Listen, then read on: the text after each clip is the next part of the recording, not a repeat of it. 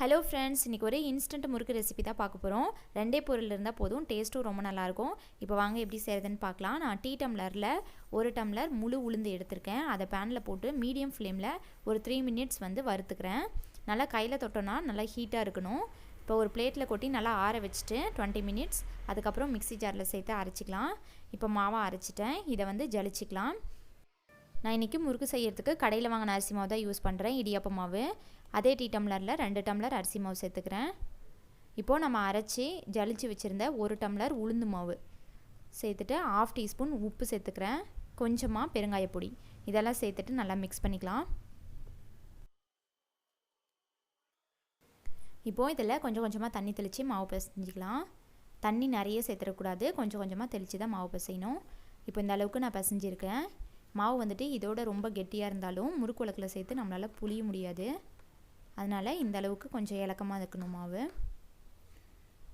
இப்போ மாவு ரெடி ஆயிடுச்சு. இந்த மாதிரி கையில் ஒட்டாமல் இருக்கும். இப்போ இதை எடுத்து நம்ம முறுக்கு உலக்கில் சேர்த்துக்கலாம். இப்போது இதிலேருந்து கொஞ்சம் எடுத்து முறுக்கு உலக்கில் போட்டுக்கலாம்.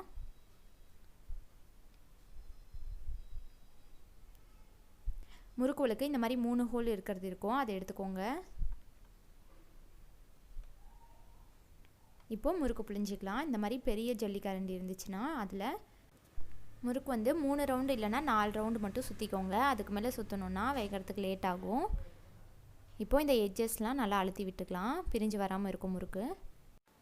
இப்போது எண்ணெய் நல்லா காஞ்சிருச்சு, முறுக்கு போட்டுக்கிறேன். இந்த மாதிரி நல்லா எண்ணெய் காஞ்சிருக்கணும் முறுக்கு போடும்போது.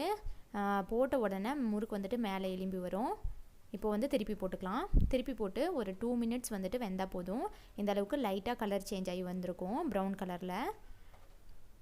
இதே மாதிரி எல்லா முறுக்கையும் புழிஞ்சு போட்டுக்கலாம்.